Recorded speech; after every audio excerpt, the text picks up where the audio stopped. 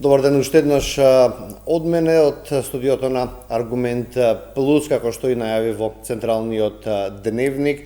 Ке разговарам со Абил Бауш, економист. Бауш, ти благодарам што ја прифати мојата покана да разговараме на економските теми. Секогаш е задоволство тука да се зборува. Бидејќи сме во период на локални избори, сакав првиот дел од емисијата да го посветиме на развојот на општините. Ниту имаме регионален рамномерен развој, ниту општините може да функционираат без централната власт, тоа го кажав и во најавата во дневникот, како да се осамостојат и како да застарат на цврстина за општините без да имаат државна помош. За жал, тема на која што се зборува со можеби 2 децении зборува, од која е направената законот за децентрализација, од која се овие 80 општини, нели?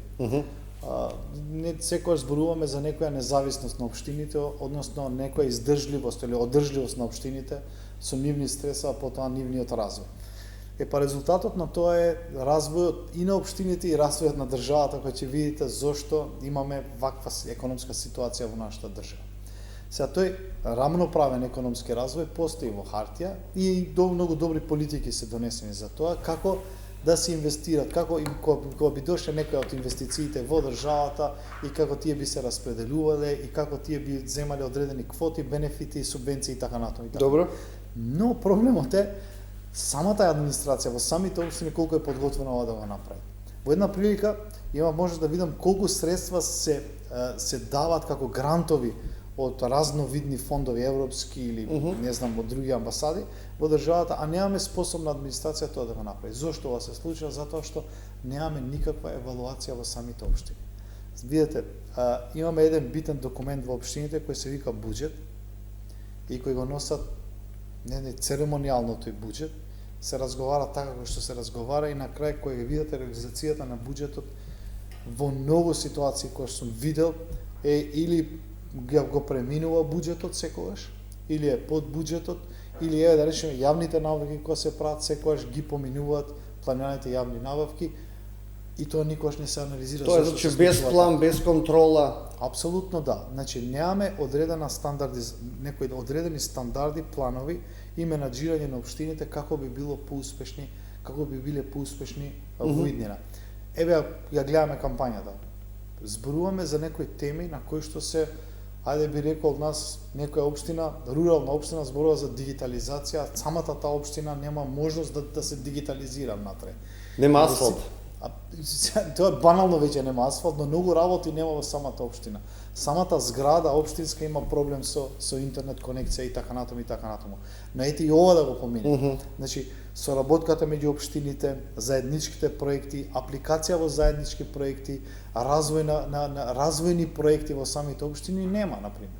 Сите општини некако нудат ад хок решенија за одредени работи и самата кампања е таква, за жал, ад хок решенија кои што гледат еден проблем и одма да го решават, а не прават долгорочни планови на кои што ќе стават одредени стандарди, мерни стандарди, на кои што ќе се знае дека за некоја година кај се движи таа општина.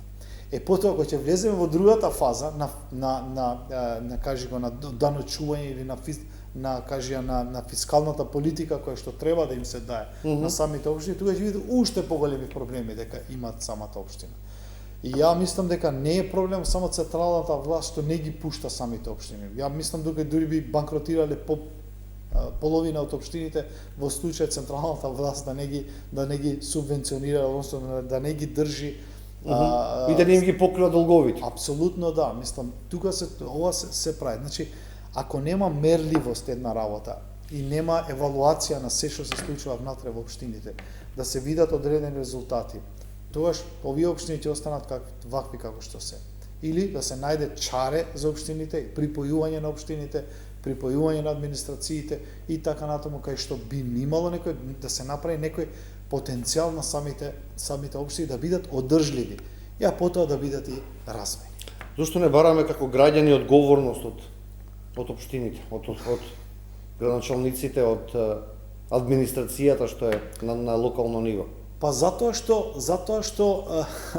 Знаеш, ова е некое прашање на кој што културолошки ќе видите дека имаме и ние самите граѓани проблем во ова. Значи, ако ние доаѓаме во ситуација да бараме нужни проекти да ни направат самите чинители на политиките, значи чисти улици, канализација, водовод во некои општини, тоа ќе видите колку сте вие уназадени во вашите потреби. Значи, ако зборуваме за развој, за квалитетен живот на граѓаните и така натаму, овие работи, овие теми треба да се затворат една за секогаш или треба ли да бидат затворени пред 20 години. Така. Но проблемот е што сите сме влезени во тој круг на некои очекувања кои би се случиле кога би се случиле. Значи, ова свесно го збора. Значи, правиме проекти ад хок дека нешто случајно ни се случува во самите општини и се развиваме ние случајно. Без никаква ревизија на финансиските извештаи, на финансиското работење на општините. И ова кога го кажеш како граѓанин, ќе ти се налута затоа што правиш некоја одредена работа, ревизија на проекти на кои што се обидуваш нешто да најдеш во златново јајце. Зборуваме за два проекти кои што за еден проект кој што е финансиран од странски грантови, Open Finance го имаме, така, и ги имаш отворени, сите ти се отворени информации од отворен карактер. Ти се буџетот на општината, ти се во веб страна, во бюрото за јавни набавки имаш план за јавни набавки, имаш отворени финанси кај што можеш да видиш реализацијата до последен ден. И ќе видиш колку е дисбаланс има во овие бројки. Значи и ова да се случи во некоја поразвиена држава, многу работи би завршиле во обвинителство. Затоа што те многу непланирано се работи. Ако го видите, буџетот на општината е смешен на општините, на некои одредени општини. На помалите секако. Ама има и буџети со сериозна вредност. Не зборувам како бројка или, туку што треба да се финансира од тој буџет. Значи ставките на тој буџет се комични во некоја ситуација. Значи не се мисли за развој на општината, туку се мисли како администрацијата да помине годината, што да се направи кога би се направила некоја улица натаму и така натаму. Пари за тековно работење, за плати да има, трошење, за тие работи, и не се мисли како да се направи некоја развојна компонента. Сите во градот Скопје зборува за некои innovation hub-ови дека ќе направат. А ја ти гарантирам дека 90% или 95% од нив немаат врска што е innovation hub. Значи, прво треба да се направи таа платформа од луѓе, така, да се направи платформа од академија, од студенти, од млади и така натаму, бизнис заедница, стартап заедница и така натаму, кај би се направиле тие innovation hub-ови на кои што би помогнале на самите општини. Но ете тие слушаат дека нешто се случува во светот со innovation hub-ови и ќе направиме ние во нашите општини. Значи, работи кои што треба платформа да се има за да се направат крајен резултат кој што се вика innovation hub, или ајде да речем паркови правиме или не знам ова го правиме. Апсолутно ниеден проект нема одржливост и ниеден проект не произведува во иднина да речеме други проекти, односно создава некоја додадена вредност понатаму во самите локални власти, па и во бизнис заедницата и така натаму и така. Да измислиме, да направиме механизми, внатрешна контрола, како би се дошло до работите кои што ја уназадуваат општината, каде што е извор на корупција и така натака. Па не знам, ја пак ми избега мислата во рамномерниот раст на сите региони во државата. Видите се, например, ќе излеза малце од темата, PISA тестирањето во поопштините. Ќе видите кој дисбаланс има меѓу Скопје како регион и останатите општини. Значи, видите, вие во образованието не е еднакво за сите во државата. Тоа значи не е еднакво за... Тоа е првиот чекор. Тоа е првиот чекор на создавање на квалитетна работна сила. Упорно ви вика Светската банка со извештаите, вика дека вие треба да инвестирате во човечкиот потенцијал за да имаат кај нив да направите кај нив вештини на кои што ќе им помогнете на компаниите да бидат конкурентни на пазарот. Само така може да имате економски раст и развој. И сега видете се, ако вие се фокусирате само во Скопје, Тоа што останатите општини остануваат неатрактивни, односно остануваат неразвиени. Сега, кој треба да направи таа политика таму да има потенцијал на кој што би можело ние да инвестираме. За да не бегаат луѓето од помалите Ја не викам дека места. треба ние полицајци да ставаме, контролори, па ревизија по ова. Не. Ја викам да се направат резултати на кои што помалце, полека суштински да се промениме, да одиме кон развој на самата држава. Подобрување гледате во економијата во последниве година дена? Без политички да кажам овие или оние. Иле, ние се знаеме одамно и мојата теорија дека ние вака може да обстоиме и многу. Подобрување зборот, не тапкање. Ние остануваме во една кај да речам, во линеарна линија која што има подобрување, но не е некое негде кај што може да мрднеме подобро да смениме нешто поише. Економски раст од 3%, од 2 до 3% самата економија ти генерира. Значи, нас ни треба сериозни политики на кои што би имале економски раст понатаму. Подобрување, ние секогаш ќе имаме подобрување. Знаете зошто? Зашто околината ни се сменува. Дај зборуваме за вештачка интелигенција. Дали пред 20 години зборувавме за ова? Не. Сега, доаѓа од надвор, ние ова го придобиваме и нормално развиваме некоја економија. Но не е некоја економија на кој што би имала некој бум. Ме разбирате? Тука е проблемот. Значи, ние околината ни се движи во добра линија, значи, нели сме ќе бидеме нели некоја членка на Европска унија или се обидуваме да се интегрираме кај дај ќе не турне тоа да бидеме економија, но не треба тука да чекаме ние. Значи, ние самите на домашната работа си ја завршуваме ли дома? Ја мислам дека не. Еве видите последните податоци од за капиталните инвестиции кои се реализираат во државата се колку беа последните 30%. Значи 40%, не се ни 50%. а сега сме скоро 10 месец. Хајде да речеме ние ќе стигнеме до 50% во изборен период. Да. Значи и како се, ако ти не инвестираш во самата во државата да направиш некој економски раст, очекуваш подобрување, мислам нонсенс е. Ама капиталните инвестиции треба да бидат стратешки ориентирани. Мислам, ви кажуваат, ако не знаете, ви кажуваат другите. Инвестирање во човечкиот потенцијал, добра инфраструктура праење, дигитализација на општеството, да имате економија која што ќе се базира на циркуларна економија, на енергетика, добра да се направи. Ви кажуваат некои работи. И повторно нема, тоа е клучното, бидејќи ете и да кажуваат и не го правиме. Па тоа е проблемот, не слушам. Било скапо, било долг процес, немаат магично стапче, не може за 2 години. Тоа се изговорите. Па тука е проблемот. Потоа ќе дојдат други и тие бараат магично стапче, и тие бараат извесен период. Тука е проблемот. Ја мислам дека и го чекаме волшебникот 30 години. Ја мислам дека нашите граѓани знаат да се ова можеби утопија ќе изгледа, но нашите граѓани знаат да приметат кој честно и кој искрено ја врши работата, можеби утопија ова, но треба да се за преградени да се каже видете ова, ние правиме ова и одиме понатаму.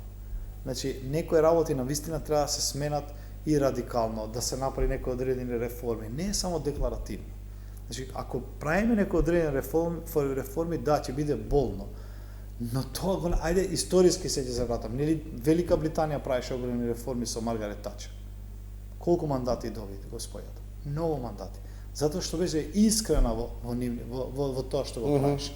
И не само тоа, имаш огромни лидери светски кои што радикално пристапија кон менјавање на општеството, кон развивање на општеството и ги имаше со години на власт. Значи, ако ти немаш некоја идеја тоа да го направиш, ете најавија и департизација на администрацијата. Па ја не знам. Пред избори имаше преку 400 огласи, само ја што ги видов за вработување, а веднаш потоа најавуваат департизација на администрацијата. И која администрација? Нека биде, ја вака викам се, ова дали онаа која што работи еден човек за четворица или онаа која што се прима каде што четворица се вишок и примаат уште четворица во институциите. Работата е каде ќе се крати? Работата е вака.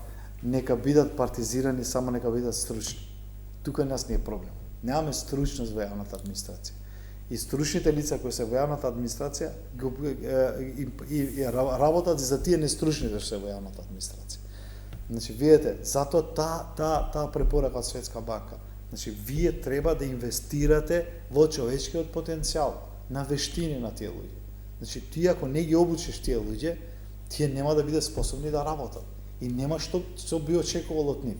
Тие би останувале во таа канцеларија и нели имаме ние термин економски ширкери, влечат и другите останатите и не генерираш ти некоја додадена вредност во таа администрација. А не дека нема таму стручни лица. Има престручни лица во цела администрација, ги знаеме.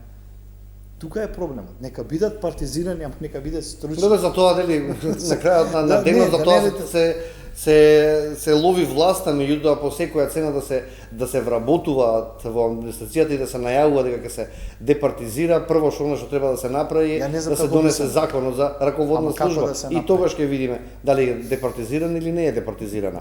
Ја спомнавте Светска банка, не ни предвидува баш најсјајна иднина за следните 2 години во однос на економијата, најнизок во однос на регионот. Косово и Србија до година и 27 најдобар бруто домашен производ. Добро, Да ги скоментираме и овие бројки што се од Светска банка.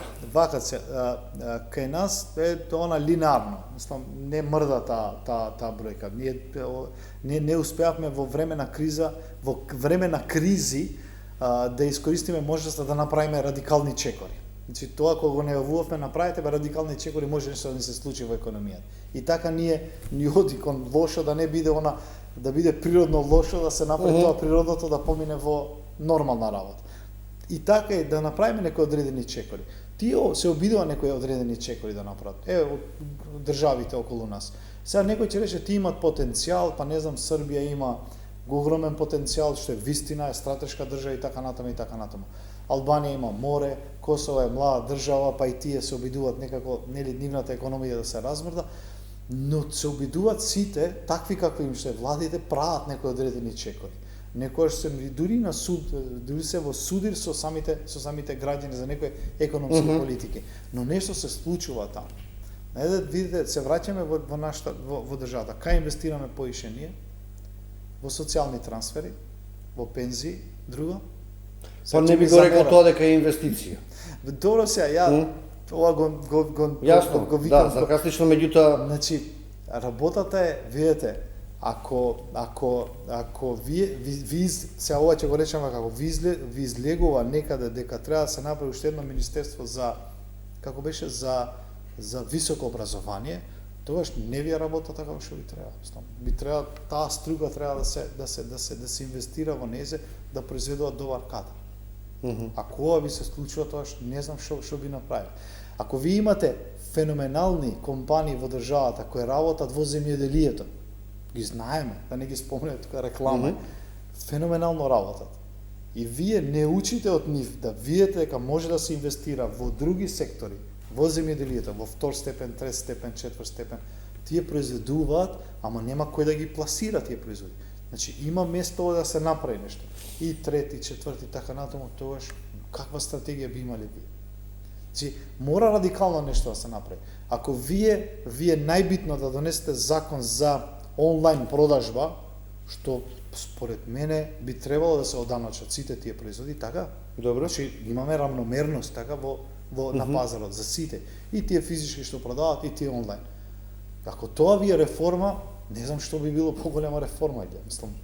Граѓаните со месеци бараа мерки, посветиве малку време и за инфлацијата, меѓутоа не ја видовме последниве 6 месеци. Ние двајца сме сведоци на овој тек на инфлацијата и на мерките кои што ги преземат.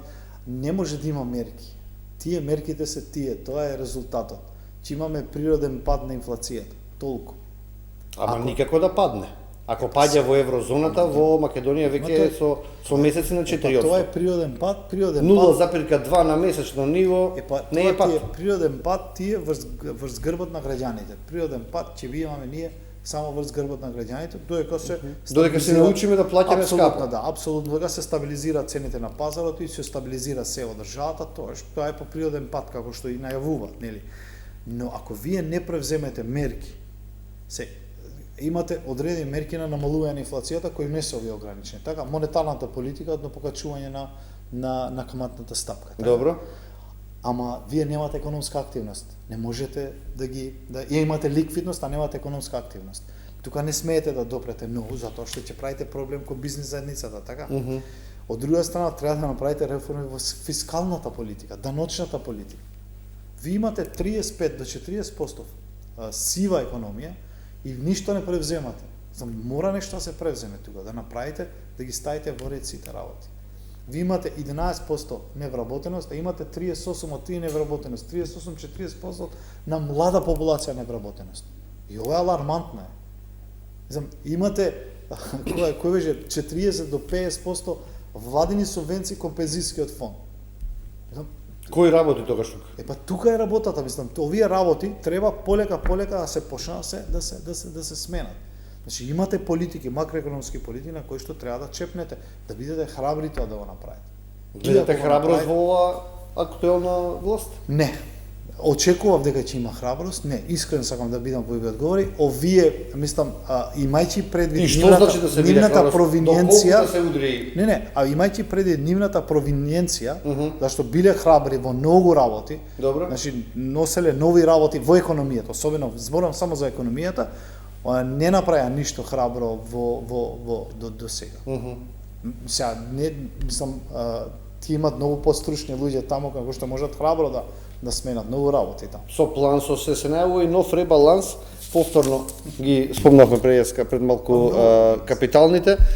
На удар се очекува да бидат повторно капиталните инвестиции, како што кажав за октомври нема се уште пресек, меѓутоа еве октомври сме на средина, а не е ни 40% реализација. Капиталните инвестиции секогаш се на удар, зашто не се добро планирани. Една од причините. Тоа секогаш ако се добро планирани и добро реализирани и ако имат некој временски терк или трекинг систем на тие, не може да бидат секогаш на удар капиталните инвестиции. Ќе бидат другите трошковни елементи кои ги имаме, огромно ги имаме во буџетот. Ама кога не се добро планирани и кога немат некој евалуативен концепт, нема некој трекинг на нив како оди, по која методологија оди, ќе одат тие први, затоа што се на воздух напишани, извинете вака на овој израз кој ќе го речем. Толку им е интересно да одат со суми 800-900 милиони кога знаат дека нема ни 600 да се потрошат. Тоа е проблемот. Подобро да се оди со 600, па 100% да ги реализираш. Да, и 50 милиони да не ги реализираш, 90 и кусур % се реализација. Импактот, реалниот импакт на капиталните инвестиции врз економијата. Вака не можеш да го предвидиш. Тоа го зборуваме ние цело време. Значи, има инвестиции кои продолжуваат, застануваат, па чекаме, па после, не оди тоа така.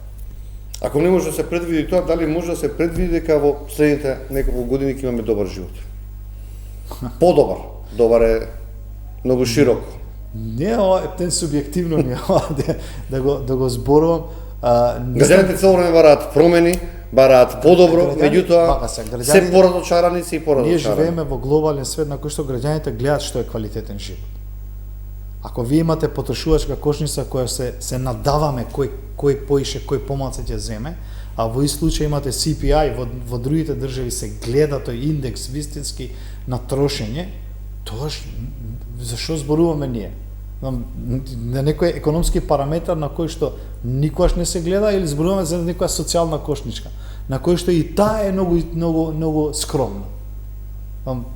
Ако таа кошничка ти е 80% со елементарни производи за живот и услуги, зашто тоа треба да биде најнеопходните 80 производи и услуги, тогаш извинете како квалитетен живот би живел. Ако 1000 денари ти е месечно трошење на кажи го на лекарства или на одење некој вид на некој третман, толку ти е мавата.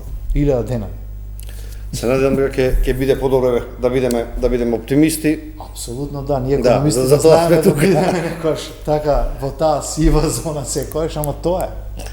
А Билбао, ти благодарам што разговаравме половина час, нешто повеќе во ова време на избори, на политички кампањи, да посветиме малце време и на економијата.